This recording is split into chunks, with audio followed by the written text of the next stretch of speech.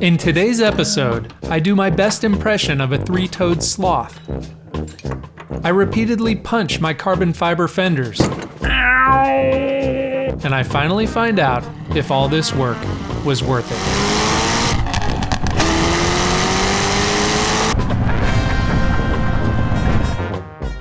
This is Goldie, my 2007 Corvette Z06, named because I think this is the Goldilocks of the Corvette lineup.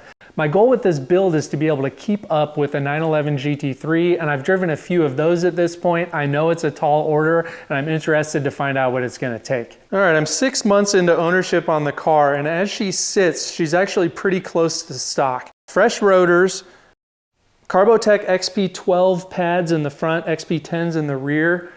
I also replaced all of the wheel bearings with these SKF racing hubs and ARP extended studs.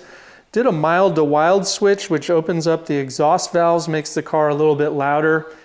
In the process of installing these Sparco QRT-R racing seats, and those are with AMT ultra low mounts.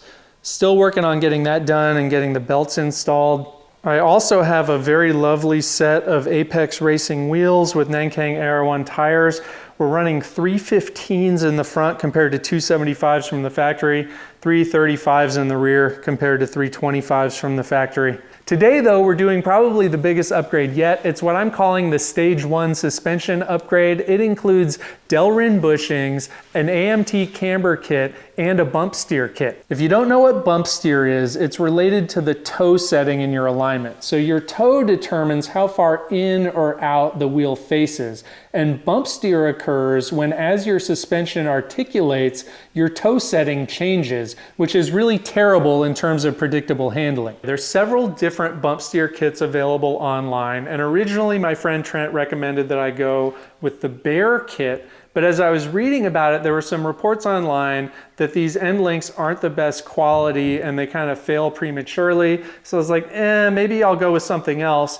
The Zip kit looked really appealing because it replaces the entire tie rod in the rear, and so you get the outer and the inner. So I was like, hey, I'll go with that. That'll be cool. Beefier tie rod sounds like a good idea.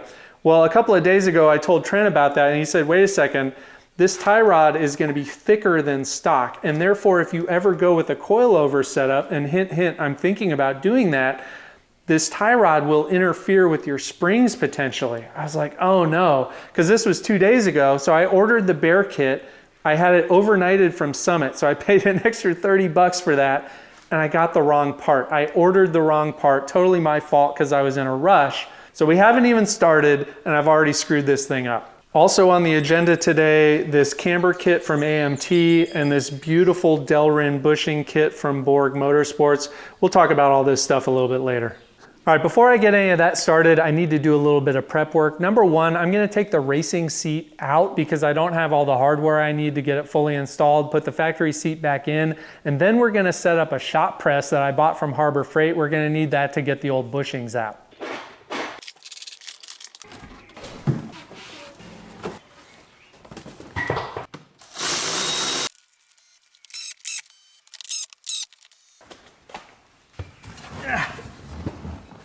Okay, man, the difference in headroom is crazy. You're sitting so much higher.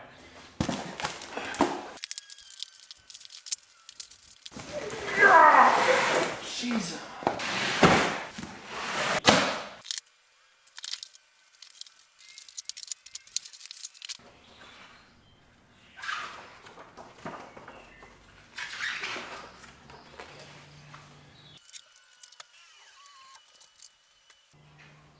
Buddy, what's happening? Thanks for coming. Good to see you.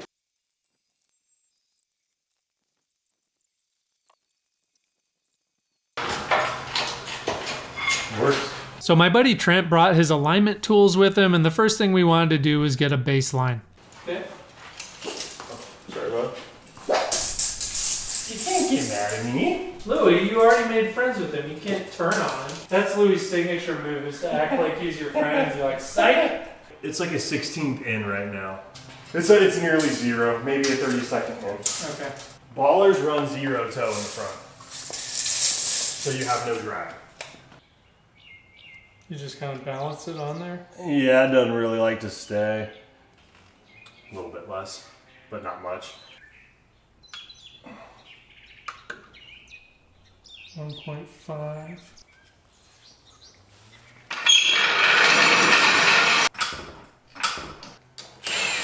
Trent is in contemplation mode because in order to use this bump steer measurement kit, we need to relieve the pressure that's being placed by this spring. If you're familiar with Corvettes, you know about the transverse leaf spring. It's a piece of composite of some kind, right? Like fiberglass, and it runs from side to side and it serves as the spring. So that's why there's no spring over the damper. And in order to use this bump steer kit, we've got to remove that spring. And so Trent's trying to figure out what the path of least resistance is, because obviously we could like take the whole suspension apart and get it out, but that's not ideal. Coming down, clear.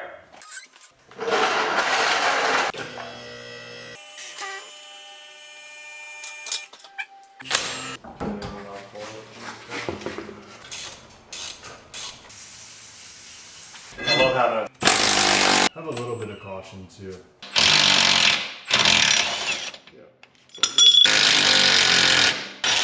It's just, I think it's gonna come out. Oh, you're rotating it kind of? Just move, yeah, whatever I can do. There we go. Nice!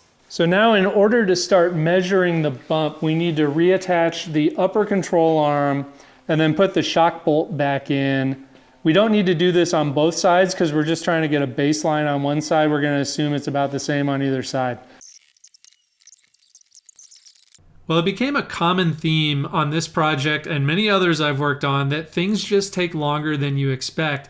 And in this case, it was just setting up the bump steer gauge that took forever. It's just very finicky, and it's critically important that you get it set up just right. You need your results to be repeatable, otherwise you can't trust your measurements. And we're talking about measurements that are thousandths of an inch. Very close. I mean, these are the numbers, you know? These are roughly the numbers. And they're not good. And with the bump steer kit, we'll literally, I mean, we should be able to get it to where it's like pretty much zero. Total toe change would be up to 1/8, potentially. Which is, I mean, it's a lot. Yeah. It doesn't sound like a lot, but that is a lot. Trent was a huge help yesterday. He showed me how to check the alignment on the car. He showed me how to measure bump steer, and he loaned me all of his tools so I can finish this project myself. It's a good thing that I bought the bump steer kit because the car is exhibiting a significant amount of bump steer. But before we install that kit, I need to replace all the bushings, and the first step in that is removing all the control arms from the car.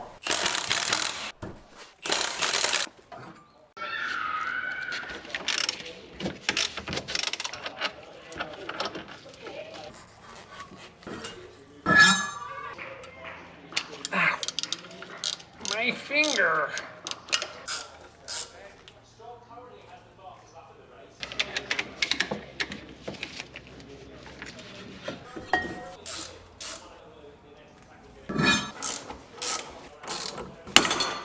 Phew.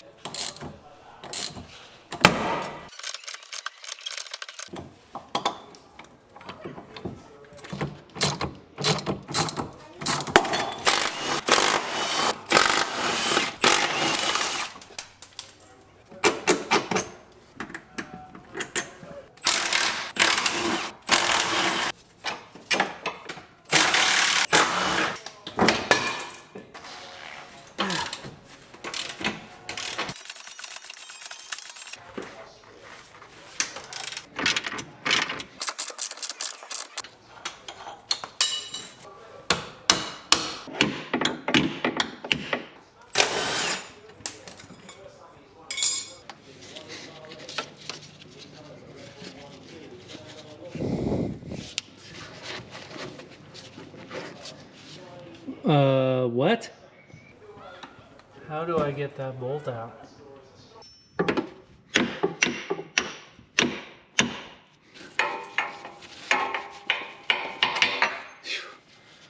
That's a tight freaking squeeze. Why are you even in here? How do Get you out.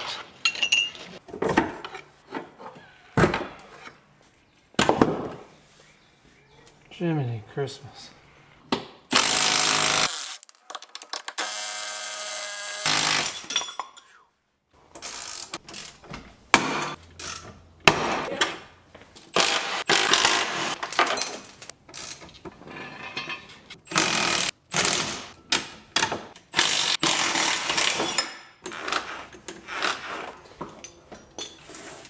Oh.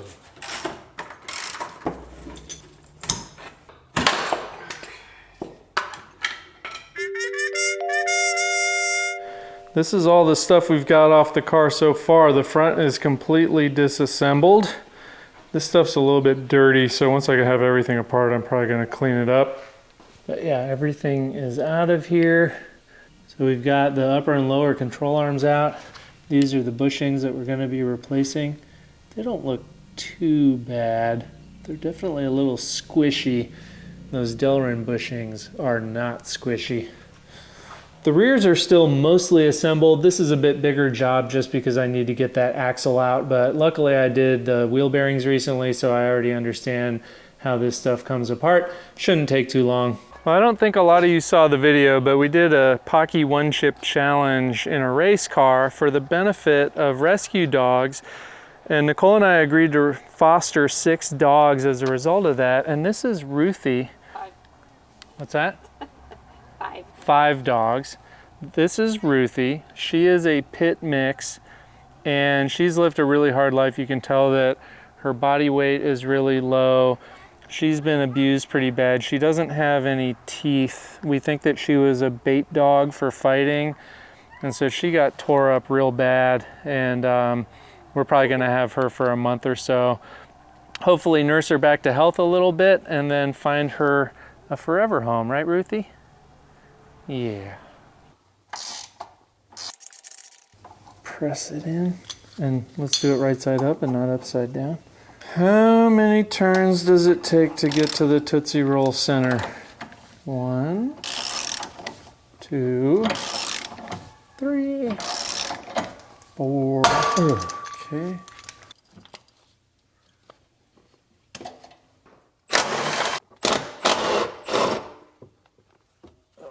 Oh no.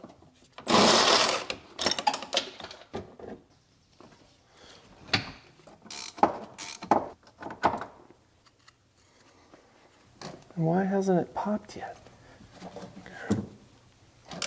Oh. This is actually a lot easier when the control arm is still mounted. Put that in there so it can spin. Oh. There we go. In order to get at this lower ball joint, we gotta get the axle off, which means we gotta get the nut removed.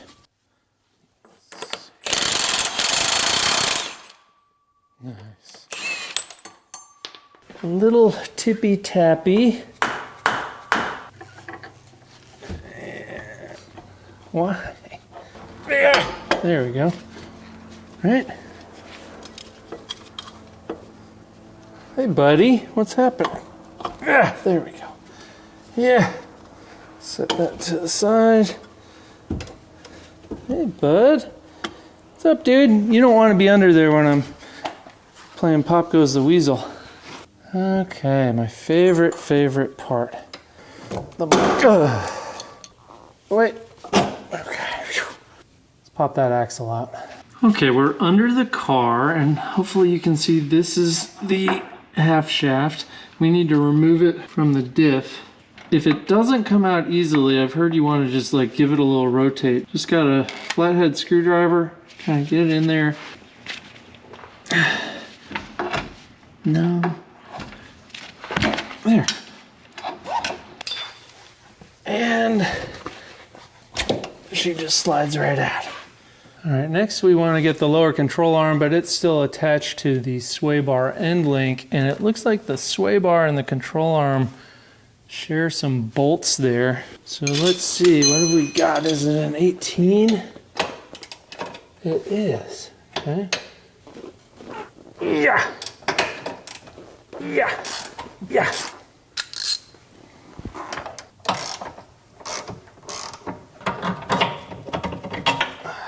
I want to disconnect this sway bar end link. Nice.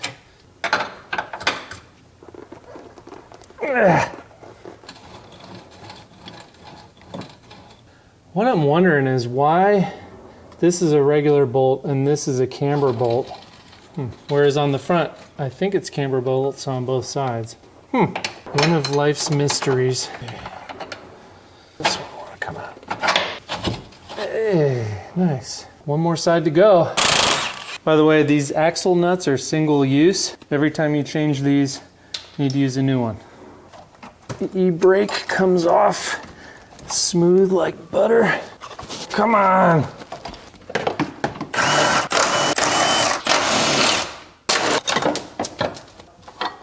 Yep. Yeah. Come on. Okay. If it doesn't come out, give it a little spin and boom. I got you, you bastard.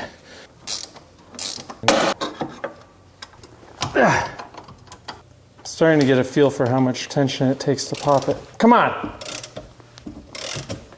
I thought. Jesus.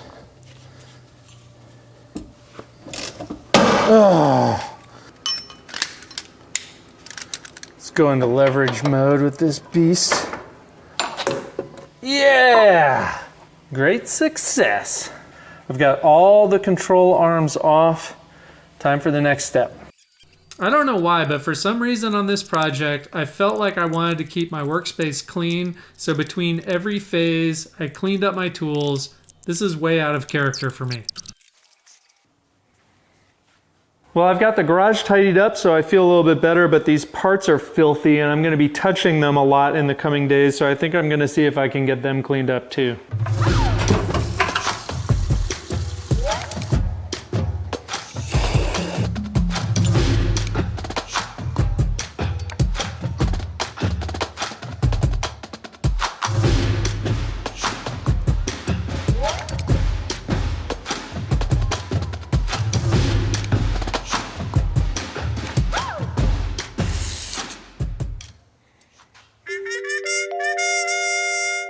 All right, I'm pretty happy with how the cleaning turned out. These parts are certainly not spotless, but they're a lot less disgusting than they were, which means that it's going to be a lot more pleasant to handle them. And we're going to be doing a lot of handling of the control arms today using this, the shop press, in order to press these bushings out.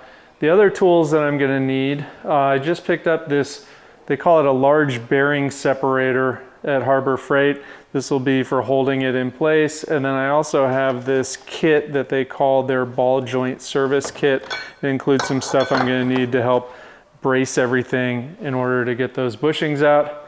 Never done this before. Should be interesting.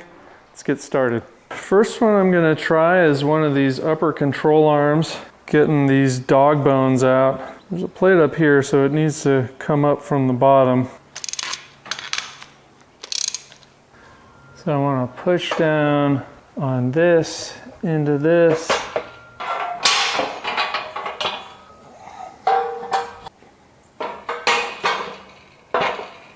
These guys. And we're just going to take it really easy and not damage any control arms. Here goes nothing.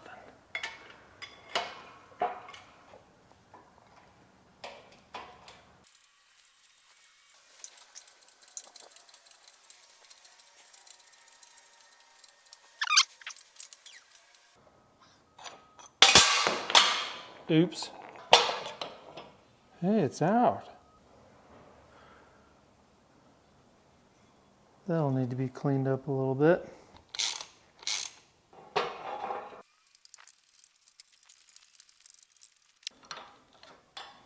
Let's try one of the lower control arms and see how that works.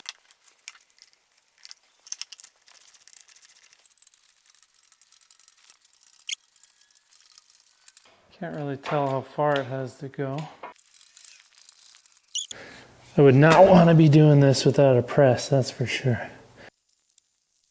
That wasn't so bad. I got one of the corners done. I'm going to go ahead and knock out the rest of them as fast as I can, and you can just enjoy the time lapse.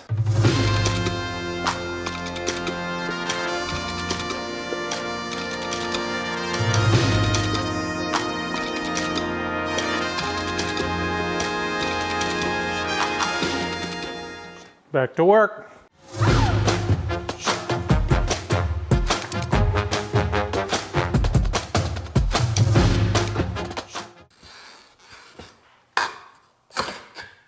There we go.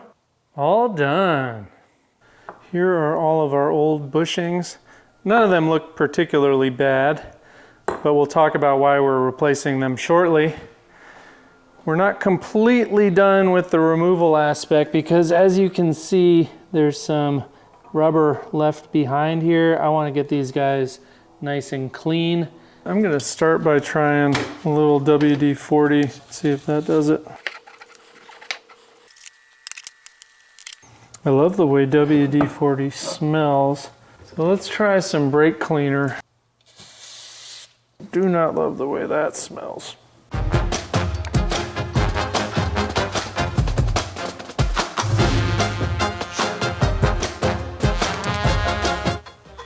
Squeaky clean, baby.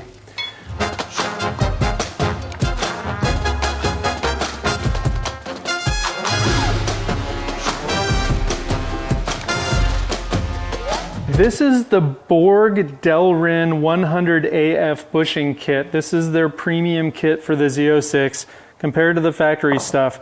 The main benefit of these Delrin bushings is that they're a lot harder than the factory rubber bushings. To illustrate, I'm going to use a tire durometer, and on the factory bushing we're showing about 75 on the hardness scale. The Delrin, on the other hand, maxes out the scale. It goes past 100. So these are a lot harder, which means that the bushings aren't going to absorb any of the road feel.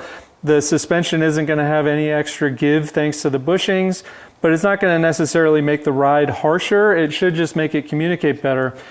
This premium kit, the 100AF, Borg says that it is impregnated with Teflon, which means that it never needs to be lubricated or serviced, and it should last a really long time. So I'm really excited to get these in. And the way that they work is this just comes right off, and it should be just kind of slided in. So really the hard part has been getting the old stuff out. This should be really simple to install. All right, we're going to start with the driver's side front upper control arm. Look at that.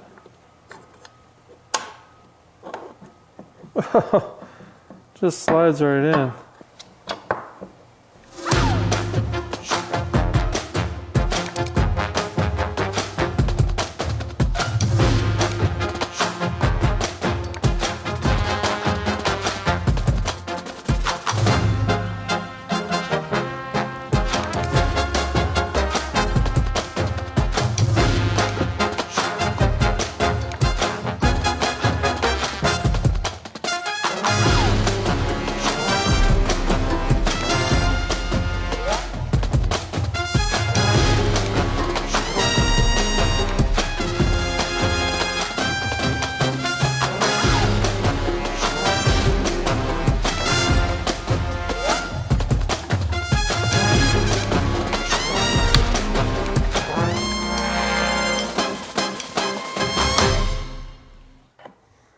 Go.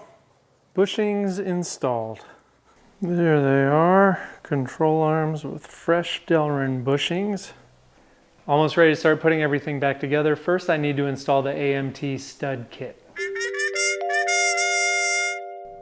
Well, apparently day 5 was the day I forgot to turn on my microphone, but basically I got the correct rear bump steer kit from Summit, and I'm a little concerned about how to get it installed correctly because matching the length of the rear tie rod is going to be really critical. I mean, a 32nd of an inch is a big deal. I need to get it absolutely perfect, and it's not exactly easy to measure these things really precisely. It's very awkward in there.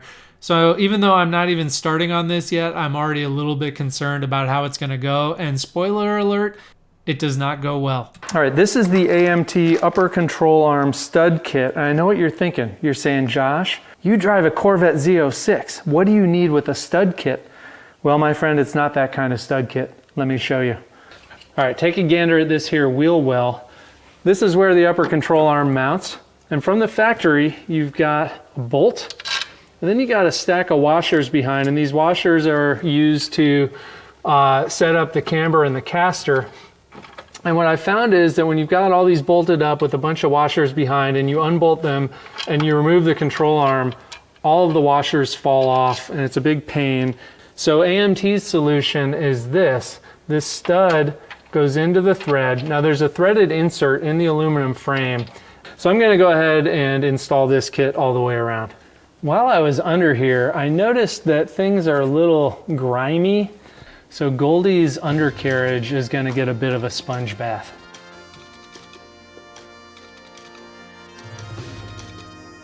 Okay, I think we're good on this one. Absolutely disgusting. Slightly less disgusting. Ew. Okay, that's a little better.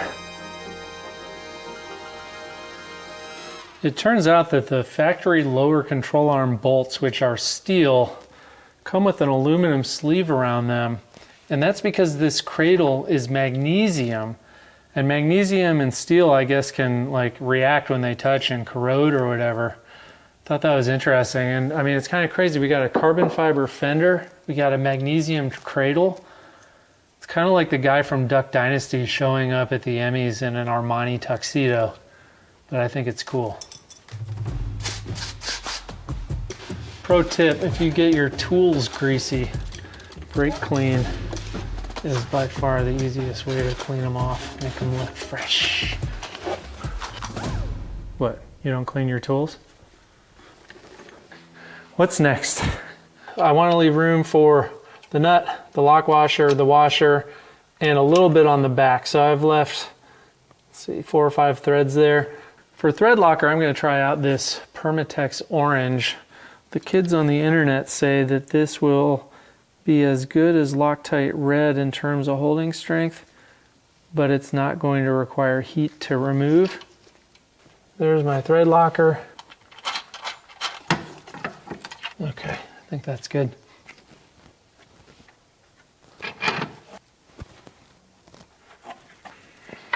Okay. All 16 studs are installed, so it's time for the bump steer kit. Why is this microphone not working? So I'm trying to use calipers to measure the tie rod length, including the rod end. My idea is that I'm going to match it exactly to the new one with the bump steer kit. In hindsight, this was a terrible idea. Also, pro tip, loosen the jam nut before you disconnect the tie rod from the spindle. It is really hard to loosen it when it's just flapping loose.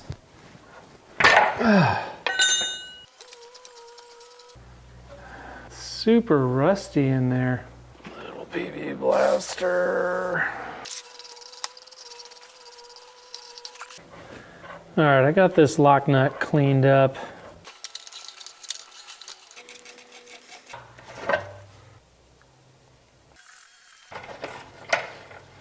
Okay, I think that these are almost identical on both sides in the rear, so now it's time to do it in the front. The way the bump steer kit works is that we use these spacers to offset it upwards. You've got extra spacers here that you can use later. Then you kind of experiment until you figure out how to eliminate the bump. Let's see how old Ruth is. Ruth, hi! What's she doing? Oh, there she is. There's our girl. Oh, what's that? Oh, what a sweet girl you are. Okay, it's time to start reassembling the car, and as we do that, we're putting on one last new part. It's the AMT camber kit, and to do that job, I'm proud to announce that I have upgraded my glove game. This is the kit, and it lets us do a couple of things. Number one, it's going to let us dial in a little bit more negative camber, which is a good thing for going on track. Number two, the way that it installs, it locks into place and there's no way that it's going to be able to rotate. That's different from the factory bolt, which I've read a couple of horror stories where this came loose and then rotated while on track. And so a big alignment change mid-corner can be super scary, very dangerous, so we don't want that to happen. The other big advantage of this is it's got these discrete settings. You can choose a track setting and a street setting, and then it's very easy to switch back and forth between them and know that you're going to end up with the same camber settings. Let's go ahead and put them on the car. All right, allow me to illustrate how this works. A lot of different markings on the plate. We've got S for street, T for track. With a street tire that you're taking on the track, Mark recommends using the street setting. The 1 is maximum camber, the 2 is a little bit less. And so if we're driving on the track with my Sport 4S Michelins, I might go with street 2. Then there's another plate on the back side. You line all that up, and then the bolt goes in. And now if you ever want to change, let's say I want to go to street driving mode, less aggressive camber, I could rotate it to street 4 or 5, lock it in, and we're good to go. You can see that the way that the cradle is designed, there's no way for this to rotate at all. It's locked into place. One thing that's going to be a pain about the Delrin bushings is everything is kind of loose. Getting it all to like stay in place while you're installing it, it's going to be a little bit of a challenge. Cool. Oh, good. Go roll away. All right, I got a little bit of a conundrum going on. Each control arm has 4 bushing faces. 1, 2, 3, 4. There are 4 control arms, so that's 16 bushing faces. The kit comes with 12 of these washers. So obviously, one of the bushing faces on each control arm does not receive a washer. Okay, I'm struggling a little bit. I did end up reading the directions, which maybe arguably I should have done in the first place, and it did say that any of these sleeves that have an eccentric bolt pass through them will get a washer. So that's great. But if I go ahead and position this to go in, it's like it just really doesn't want to fit. I've got the front, I've got the rear. When I position the rear so that it wants to go into place, the front is like a couple millimeters off. If I position the front so that it wants to go into place, the rear is a couple millimeters off, so it just doesn't want to go back together. I don't get it, man. Oh, hey, it went in. This does seem a little tricky to line up.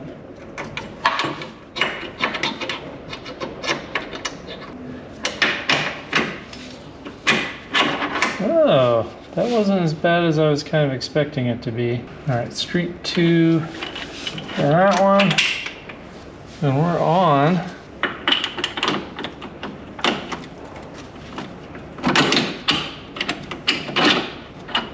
Okay. I mean, it just swings free. Because once again, these bushings are impregnated with Teflon.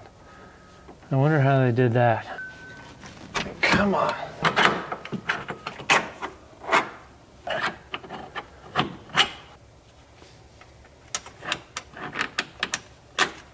Okay. I think that's it. Look how smooth our motion is. Let's move on to the rear.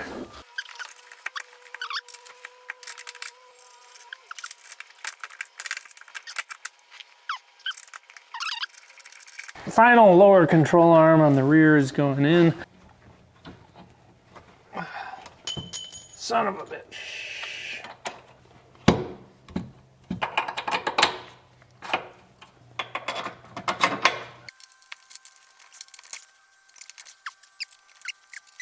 Just gotta do the uppers. Something like that. Man, it's so much easier to deal with these than the factory setup. Oops. I like it. This is very satisfying.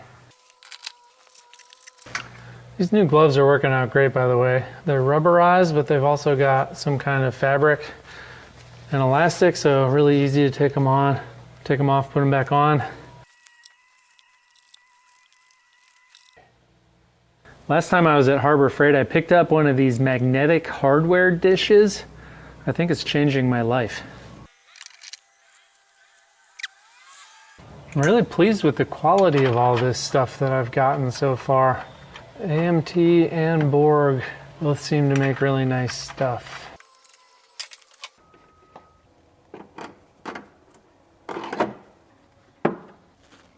Starting to look more like a suspension. All the new parts are installed, so I'm going to continue reassembling. The spindles go on next.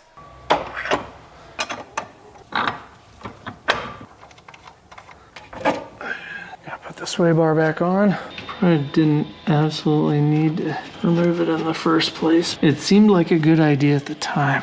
Yeah. Let's get this axle in. We got the rear reassembled. Nothing is torqued down yet. Let's get the front put back together. It was very tempting to leave this part out because it's humiliating. It took me a full 30 minutes to figure out how to reinstall this sway bar. This is 100% not working. I have it backwards. I have it upside down. Now I'm covered in grease. Good work, Josh. Nicely done.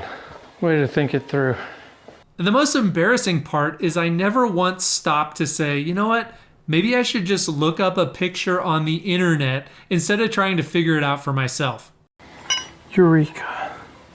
I don't know what I was so bothered about. That was easy.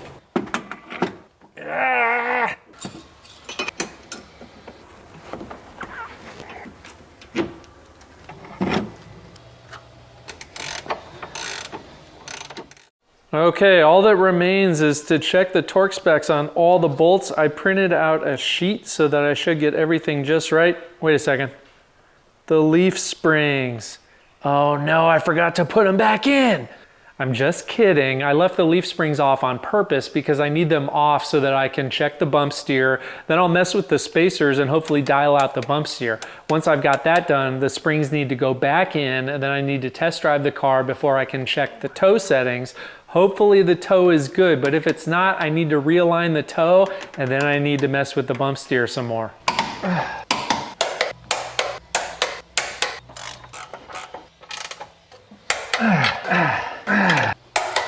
Jeepers, Christmas.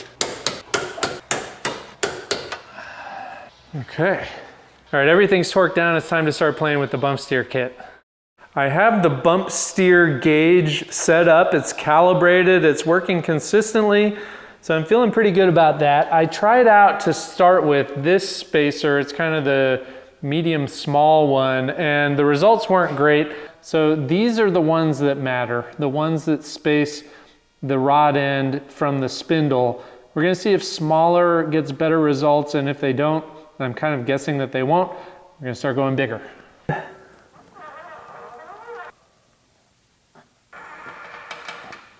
It looks like these numbers are all significant improvements. So these three small ones were the ones that were on there. I'm gonna try going down to just this one. Okay, on compression, we're a little bit better than we were. On rebound, we are a little bit worse. And we're gonna go down to just using the second smallest spacer. Impressive. Okay, that's a big improvement over the original.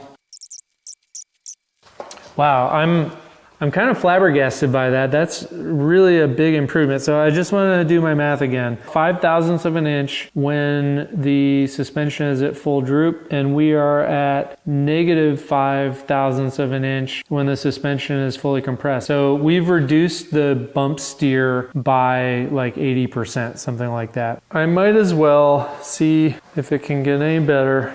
I'm going to switch to the very smallest one, because now that I've got it set up, it's actually really fast to iterate this part.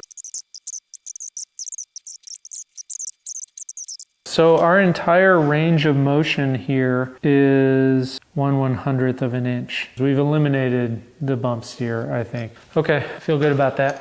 All right, we'll do the front next. I'm gonna start with the same spacer size that we used on the rear, the smallest one.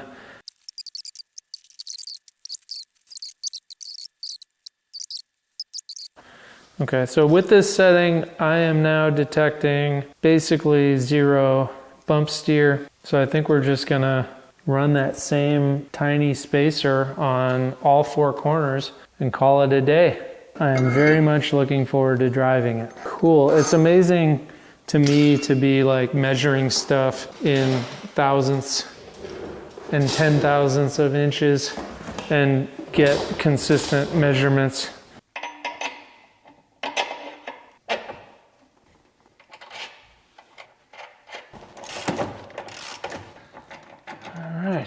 We've measured and corrected the bump steer, which is great. There's only a few parts that need to go back on the car, and then I can drive it. So I'm gonna take a break now, I'm worn out, but in the morning, we're gonna put it back together, take it out for a drive.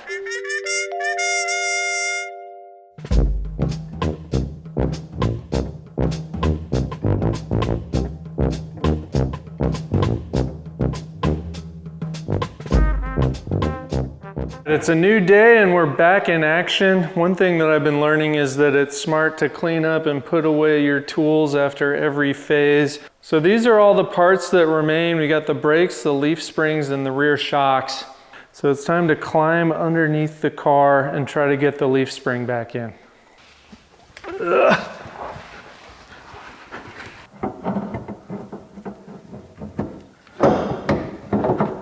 It's in position, but upside down, but it doesn't want to rotate. It's great that I got this in here, but now I don't know how to get it back out. Oh, there we go. That'll get your spring in.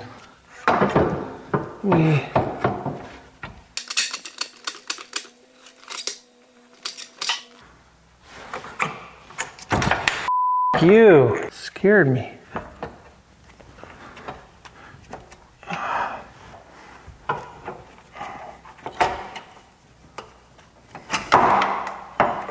You flippin' fricker. Go in your hole. Good. Why don't you just stay there?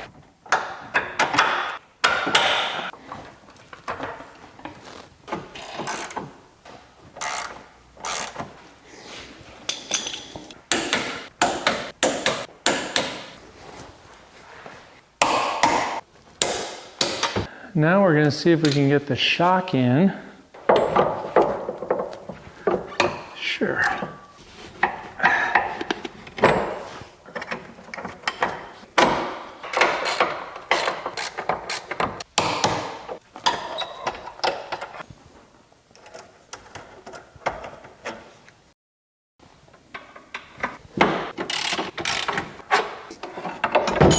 I love it when all the washers go flying.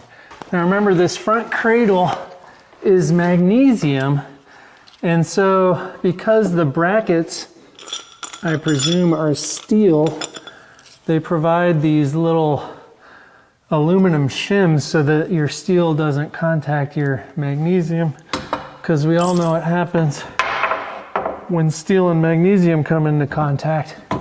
That's right. Kaboom.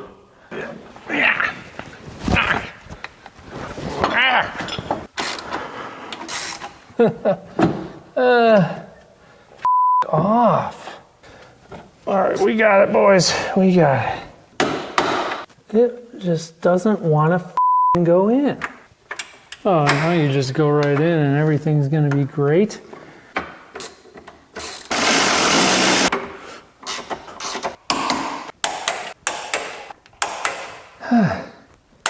There we go. Just need to go reattach a couple of things on the other side. I'll be right back. And then it's brakes, wheels, test drive. Fresh axle nut.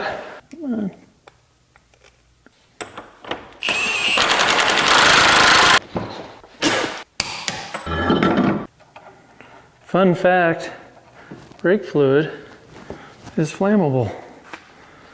Ask me how I know. Because I read it on the internet. If you've been watching the series, you know that I got scammed on a very expensive AP Racing front big brake kit, and I'm hoping to have a solution for that situation soon. All right, since I removed all the calipers, there is now air in the brake system, which means that I need to thoroughly bleed it. So we open up the master cylinder. I like to put a paper towel around it. We've got our Amsol Dominator racing brake fluid to go in. And I really like this Motive Power Bleeder. It makes bleeding your brakes a one-man job. It has different adapters for different cars. Make sure that's sealed. All right, so I've found that you can't go much past 10 PSI or it's gonna blow past the cap. We wanna start with the furthest caliper from the master cylinder. If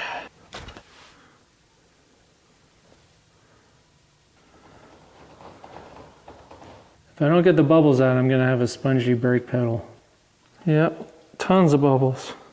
Okay, we can tell how dirty that fluid that we got out is, even though it hasn't been long since we completely flushed it. Good idea to do a quick bleed every time you do a track day. So we're gonna crack it here to let the pressure out, and then we're gonna top it off. All right, Blake. Blakes are bred. Blakes are bred, aren't they?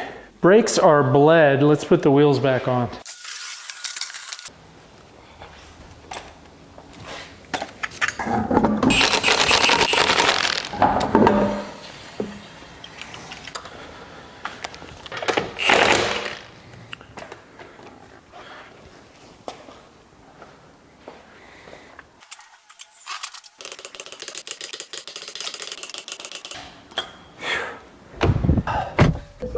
in Washington, D.C.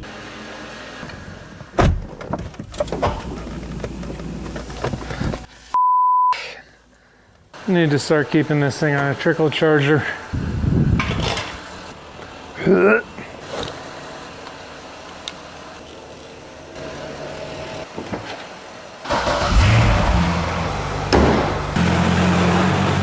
Gonna reserve judgment until I get out of my neighborhood.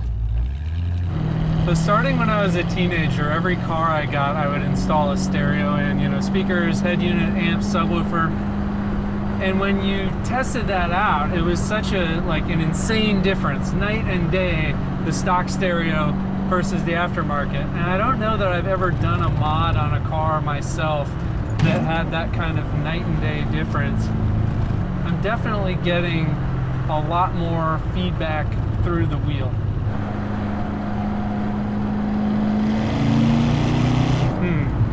That was a sound that sounded like tire squealing under cornering, but the tires shouldn't have been squealing. Why would the tires squeal? Unless I have just like some insane amount of tow or something.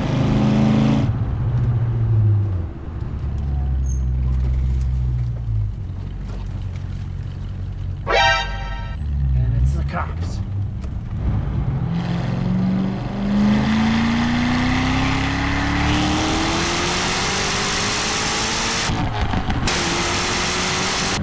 Possible that I got the toe so wrong that it's like ridiculously bad, which is why I should have just like driven it around the neighborhood for a minute and then remeasured everything rather than going for a test drive.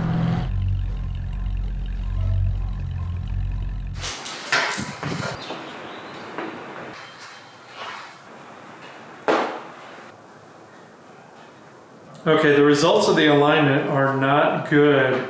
Toe in, I've got a total of 5/8 of an inch of toe in the rear. That's a lot. I used to be, I think, a 1/16 of toe in. In the front, I've got 1.25 inches of toe out, which is horrendous, like really, really bad. Camber, I've got more than I was expecting. In the rear, I'm at -2 5/8 degrees, which is a lot. And in the front, I'm about -3 1/8 or -3 1/4. So I've got a lot of adjusting to do. And clearly my method for trying to make sure that I mimicked the tie rod end length, that didn't work at all. Hey, bud.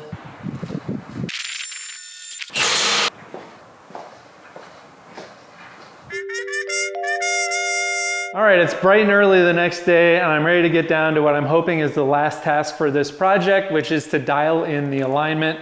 Let me show you what we're working with here. This is our bump steer kit. We're on the front passenger side.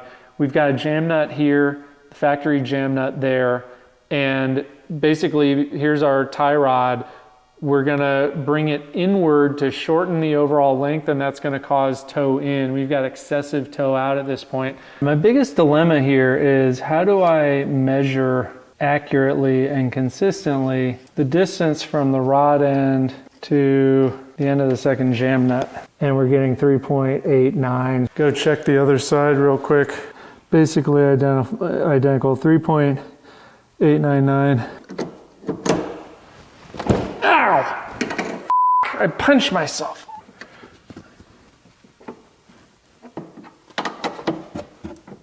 We just adjusted the out of this thing. What am I doing wrong? That gap's always going to be the same. It needs to be to the end of the threads. Off.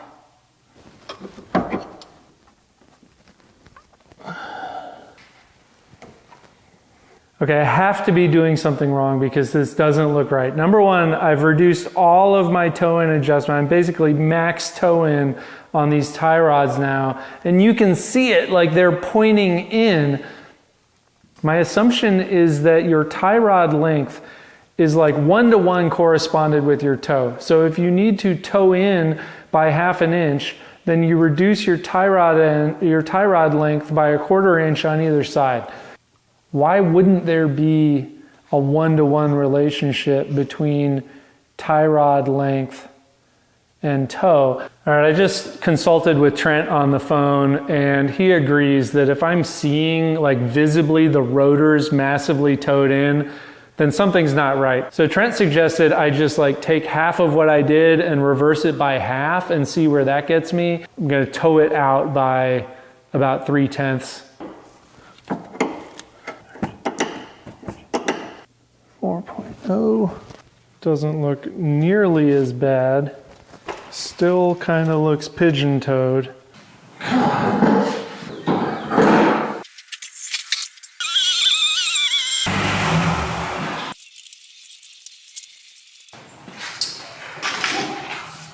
Now we've got a significant amount of toe in.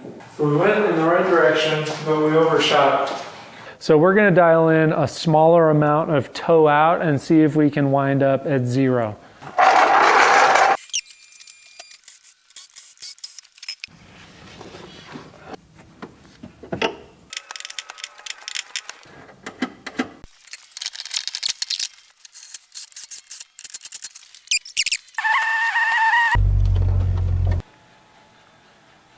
What did I do with the tape measures? They're on the workbench, of course.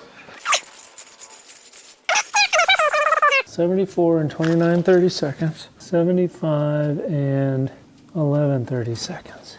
7/16 toe out. Yeah. Jeez.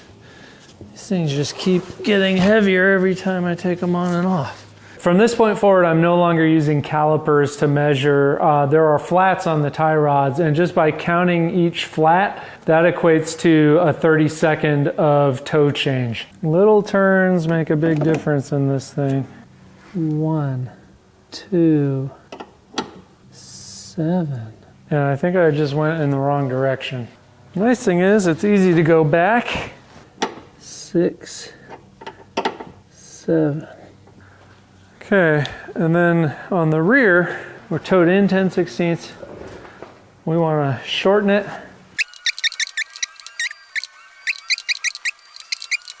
10.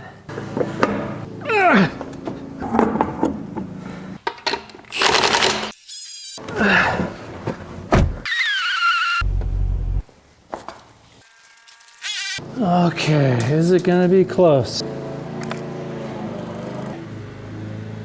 We are so much better now than we were. Okay, let's do it. No mistakes. 1, 2. Ow! 1, 2, 3, 4. All right, that should be it for toe. I really hope so. Oh, God.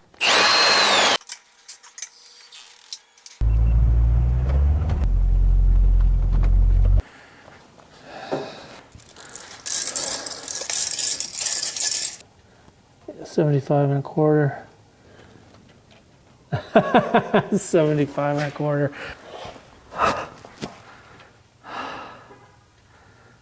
A 1/16 of toe in the rear, 0 toe in the front. We did it, girl. That was so much work. Hey, come here, pup. It's okay. Hi. Yeah, you being a good girl. You starting to put some meat on those old bones? Aw, there've been a lot of noises and stuff today. So the toe was the measurement that was all screwed up. I got it dialed in, and it only took me 4 complete iterations. Camber is going to be aggressive. Trent says, hey, the more the better. So I'm going to use that as my excuse not to mess with it anymore. Caster, I suspect, is going to be a little bit off. And you know what? Nobody's perfect. But I just don't really want to mess with it right now. This is all an argument for having a professional alignment rack. Or maybe there's an at-home system where you can iterate with the car on the system. Because this lift it, put it down thing, no thanks. So for caster, we are at 5 and a quarter. By the way, my garage floor is not completely smooth or flat. This is not like something you want to take to the bank. This has been a lot of work, and we're finally ready to see if it paid off. About to take Goldie for a test drive.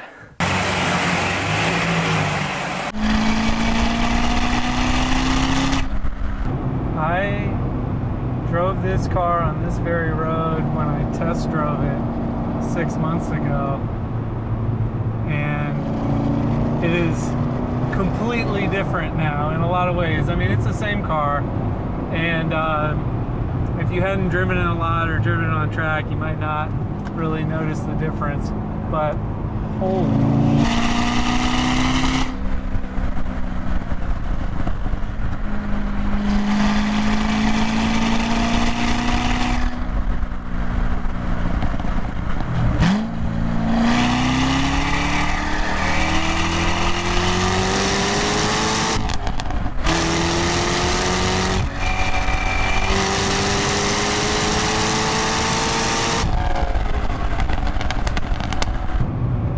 The big difference with these bushings is that, yeah, the suspension still feels too soft, but it doesn't feel vague. It doesn't feel like you can't really tell what's happening. I'm getting a ton more info.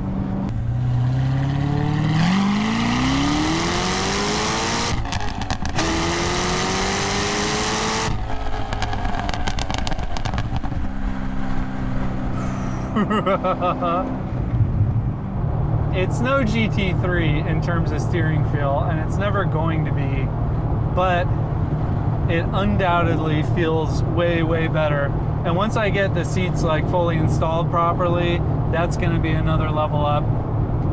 Stick your tires on, sort out the brake situation, and then, as a lot of you have guessed, there's going to be another phase to the suspension upgrades. I'm really excited about that too. And then after all that's done, I think we're gonna kind of be at the end of phase 1 of the Goldie build. I'm gonna have to track down a GT3 and see if I can show them what's up.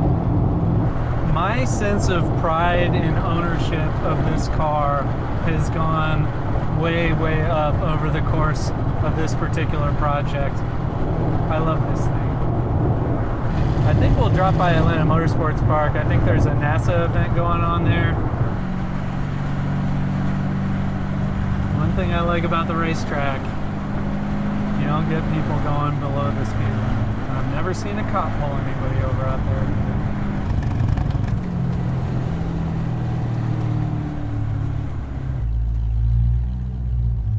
What's up, Brody? Good. What's up, dude? We can't allow this GT3 killer on track. I'm sorry. I've been working on this. This is day number 8. Just like all the alignment stuff, it's like night and day different now. It's amazing. Yeah. Nice to meet you too. See ya.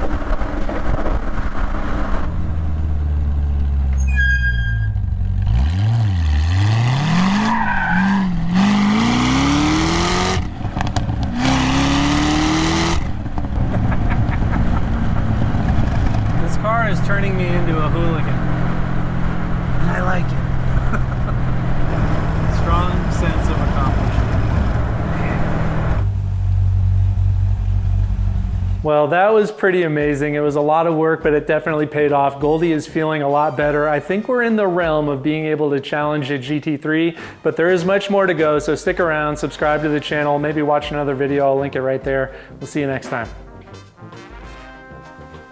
Now it's time to torque the lug bolts that I forgot to torque before my test drive. How would you forget to torque the lug bolts?